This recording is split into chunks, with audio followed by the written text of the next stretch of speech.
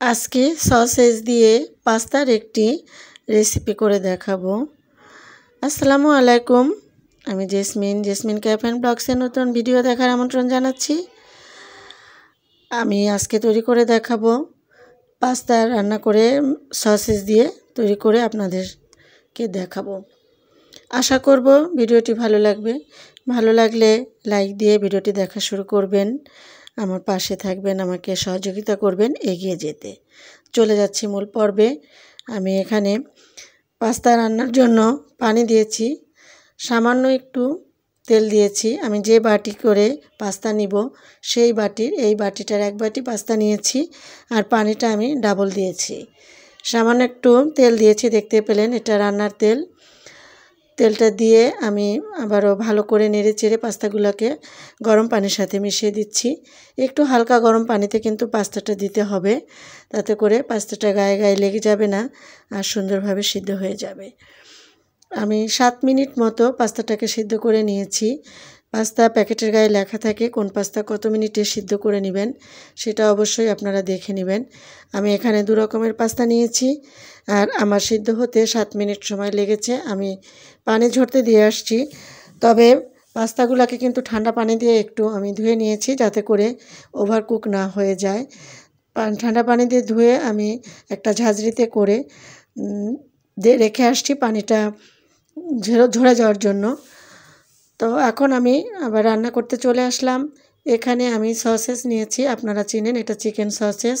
লম্বা লম্বা যে সসেসগুলো থাকে কিনতে পাওয়া যায় বাজারে, সেগুলো কিনে নিয়ে আসছি। আর আমি এখানে টুকরো টুকরো করে কেটে নিয়েছি। দিয়ে দিলাম 1 টেবিল চামচ মতো বাটার দিয়েছি, আর বাটারের সাথে আমি এই সসেসটা কিন্তু ভেজে নিচ্ছি। একটু সামান্য লাল ঝালের গুঁড়া দিয়েছি যাতে কালারটা ভালো আসে, আর একটু 1 চিমটি মতো লবণ দিয়েছি। সসেসগুলোকে খুব ভালো করে একটু লালচে লালচে করে এই বাটারের ভেতরে আমি ভেজে নিব। আপনারা চাইলে এখানে বাটারের পরিবর্তে সাদা তেলও ইউজ করতে পারেন। বলে রাখা ভালো, আপনি যদি আমার চ্যানেলে নতুন হয়ে থাকেন, আমার ভিডিও ভালো লাগলে আমার পাশে থেকে যাবেন। চ্যানেলটি সাবস্ক্রাইব করে পাশে থাকা বেল আইকনটি ক্লিক করে দেওয়ার অনুরোধ করছি, তাতে করে আমি যখনই ভিডিও আপলোড দিব আপনি সবার আগে নোটিফিকেশান পেয়ে যাবেন। ফেসবুক পেজ থেকে দেখলে আমার পেজটিকে ফলো করে দেওয়ার অনুরোধ রইল। একটা লাইক দিয়ে দিবেন প্লিজ, যারা এখনও লাইক দেন নাই, ভুলে গেছেন। তো আমার সসেসগুলো কিন্তু ভাজা হয়ে গিয়েছে। আমি ওই বাটারের ভিতরে আর 1 টেবিল চামচ মতো সয়াবিন তেল দিয়ে দিলাম, রান্নার রেগুলার যে তেলটা। দিয়ে একটু গরম হলে এখানে আমি দিয়ে দিলাম 1/2 ইঞ্চি আদা কুচি করে নিয়েছি, আর এখানে আমি রসুন কুচি দিচ্ছি। এখানে 7 থেকে 8টা বড় রসুনের কোয়া কুচি করেছি। তো এগুলাকে দিয়ে ভালো করে নেড়েচেড়ে একটু ভেজে নিচ্ছি। চুলার জালটা কিন্তু মিডিয়াম টু হাইতে রেখেছি, যেহেতু এটা হাই ফ্লেমে রান্না করতে হবে।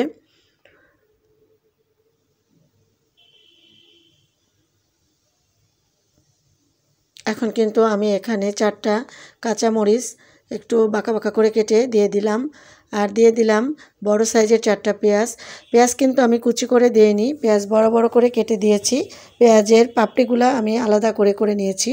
তো সে চাইনিজে যেভাবে করে সেইভাবে পেঁয়াজগুলোকে কেটে নিয়েছি। আপনি আপনার ইচ্ছা মতো কাটতে পারেন, এটার কোনো নিয়ম নাই। তো পেঁয়াজ দিয়ে আমি আবারও ভালো করে ভেজে নিচ্ছি। এই পর্যায়ে একটু ভাজা হয়ে গেলে আমি দিয়ে দিচ্ছি যে পাস্তাগুলোকে আমি সিদ্ধ করে রেখেছিলাম, পানি ঝরাতে দিয়েছিলাম, সেই পাস্তাগুলো আমি দিয়ে দিলাম। পাস্তাগুলো দিয়ে আবারও ভালো করে নেড়েচেড়ে মিশিয়ে নিচ্ছি।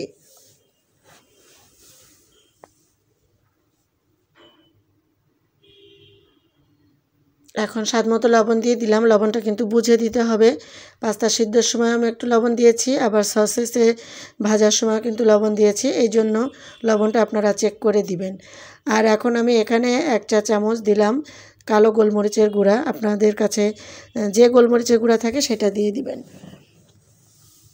দিয়ে আবারও ভালো করে নেড়েচেড়ে ভেজে নিচ্ছি।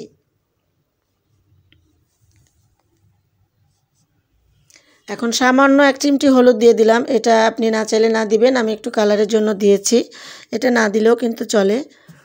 দিয়ে আবারও ভালো করে নেড়েচেড়ে আমি মিশিয়ে নিচ্ছি।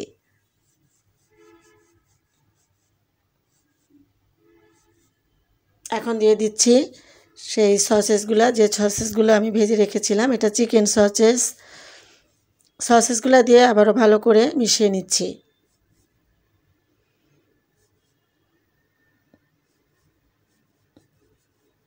এখন আমি দিয়ে দিচ্ছি 1 চা চামচ থেকে একটু বেশি হবে, আবার 1 টেবিল চামচও হবে না, এই পরিমাপে সয়া সস, আর 1 টেবিল চামচ দিলাম টমেটো সসগুলো দিয়ে ভালো করে মিশিয়ে নিতে হবে।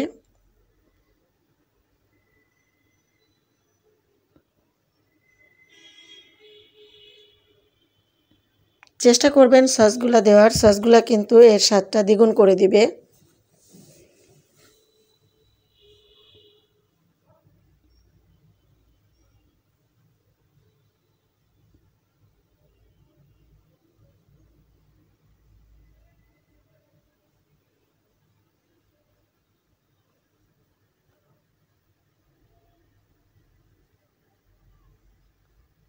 এ পর্যায়ে আমি অরিগানো দিয়ে দিচ্ছি, সামান্য একটু ছিল সেটা আমি দিয়ে দিলাম। আপনারা এটা না দিলেও চলবে, থাকলে দিয়ে দিবেন, ভালো একটা সেন্ট আসবে।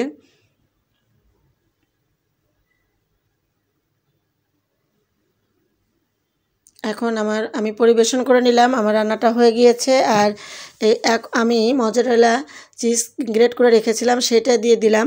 তো এখানে আমার সামান্য একটু ভুল হয়ে গিয়েছে, চিজটা কিন্তু জাস্ট মুহূর্তে আপনারা গ্রেট করে দিবেন, তাহলে ভালো হবে। আমি একটু করে রেখেছিলাম, এখন আমি ওভেনে দিয়ে 1 মিনিট বেক করে নিচ্ছি। তো এই যে হয়ে গেছে, 1 মিনিট বেক করে নিয়ে আসছি আমার মজাদার সুস্বাদু সসেস পাস্তা। সবাই ভালো থাকবেন, আল্লাহ হাফেজ।